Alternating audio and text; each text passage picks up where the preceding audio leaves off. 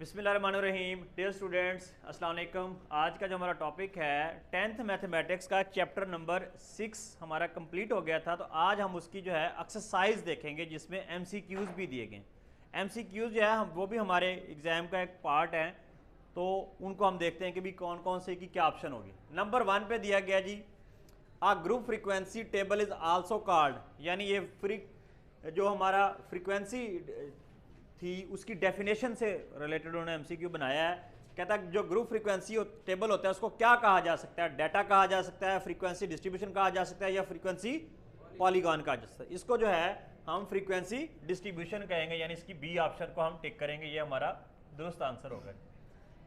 Next है जी, a histogram is set of adjacent. जो हिस्टोग्राम होता है हमने पढ़ा था हिस्टोग्राम किस तरह बनाते हैं। सपोज हमारे पास ये हम इस तरह रेक्टेंगल्स बनाते थे, याद है कुछ क्या बनाते थे उसकी, इस तरह की रेक्टेंगल्स। अब वो कहता है जो हिस्टोग्राम होता है वो सेट होता है किसका, स्क्वायर्स का, सर्कल्स का, या रेक्टेंगल्स का, रेक्टेंगल्स का। तो हम यहां जो है इसकी सी ऑप्शन को टिक कर देंगे जी। नेक्स्ट है जी, frequency polygon is a many sided. हमारे पास जो पॉलीगॉन के बारे में हमने पढ़ा था कि इस तरह जो है यूं मुख्तलिफ हमने इस तरह एक डायग्राम बनाई थी। एक ऐसी डायग्राम होती है जिसमें काफ़ी सारी साइडें होती हैं। अब फ्रीक्वेंसी पॉलीगॉन मैनी साइडेड क्या थी, क्लोज फिगर थी, रेक्टेंगल थी, या स्क्वायर थी, क्लोज फिगर थी। देखिए यहां से भी क्लोज थी, इधर से भी क्लोज थी, तो हम इस क्लोज फिगर यानी ए ऑप्शन को टिक करेंगे। नेक्स्ट है जब cumulative frequency table is also called, यानी कम्युलेटिव फ्रीक्वेंसी का जो दूसरा नाम है वो क्या होगा, frequency distribution data less than the cumulative frequency. Yes, ये वाली जो ऑप्शन है हमारे पास less than the cumulative frequency distribution, ये उसका आंसर होगा। पांचवें पे जी, in a cumulative frequency polygon frequencies are plotted against, के जो कम्युलेटिव फ्रीक्वेंसी में हम किसके अगेंस्ट उसको प्लॉट करेंगे, upper mid point, upper class boundaries, या class upper class boundaries, B option. इसके अलावा जी छठे नंबर पे जी, arithmetic mean is a measure that determine the value of the variable under study by the dividing the sum of all values of variable by their. यानी arithmetic mean की definition दी गई कि उसमें जितना डाटा दिया गया होता है उसका सम करके हम किस पे डिवाइड करते हैं, उसकी टोटल जो ऑब्जर्वेशन यानी तादाद, नंबर।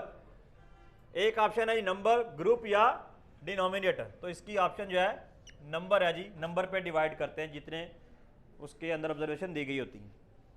सेवंथ है जी, a deviation is a defined as difference of any value of a variable from a. जो डेविएशन की डेफिनेशन दी गई है कि वो किसका होता है, कांस्टेंट्स के मतलब होता है, हिस्टोग्राम होता है, या sum, that is about the constants. आठवें नंबर पे जो data in the form of frequency distribution is called, जो डाटा हमें फ्रीक्वेंसी डिस्ट्रीब्यूशन की फॉर्म में दिया गया हो। एक होता है हमें वैसे डाटा दिया गया होता है, कॉमा लगा के एक एक वैल्यूज लिखी होती है। दूसरा होता है एक ग्रुप की फॉर्म में दिया गया होता है, साथ उनकी फ्रीक्वेंसी भी दी गई होती है।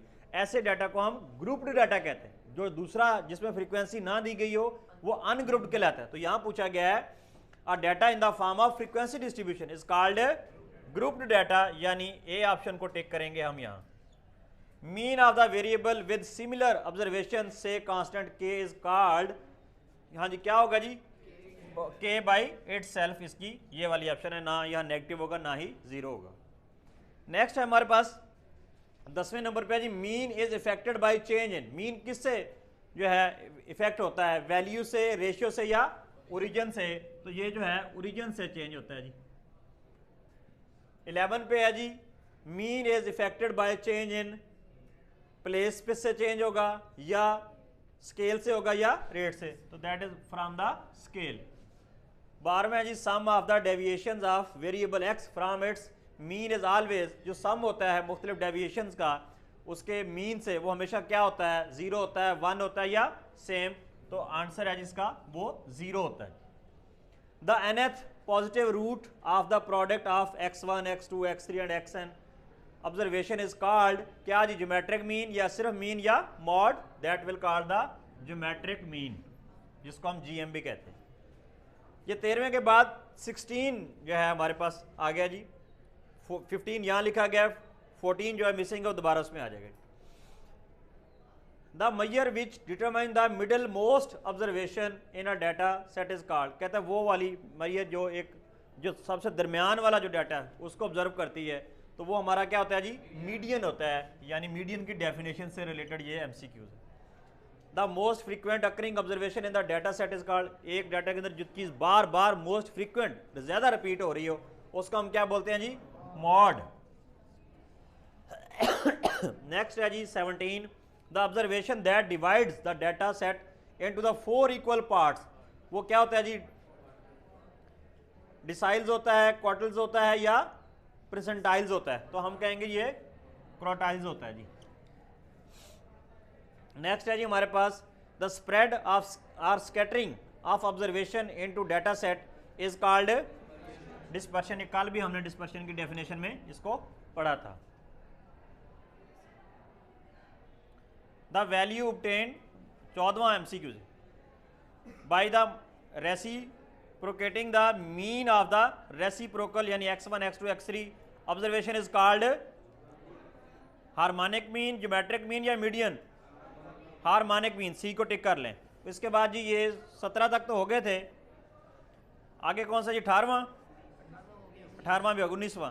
The measure that are used to determine the degree और extent of a variation in a data set is called, कल हमने पढ़ा था डिस्पर्शन, तो इसका आंसर है जी डिस्पर्शन।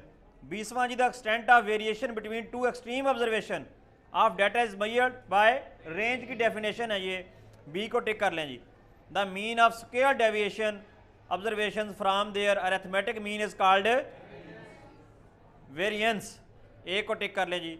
22वां जी the positive square root mean of the square deviation x I1 2 3 up to n observation from their arithmetic mean is called standard deviation, C को टिक कर लें जी। तो इसके साथ ही ये हमारा चैप्टर अपने अख्ताम को पहुंचा। आगे इसकी जो डेफिनेशन दी गई है वो ऑलरेडी हम पढ़ चुके हैं, तो इसके साथ ही ये चैप्टर अपने अख्ताम को पहुंचा।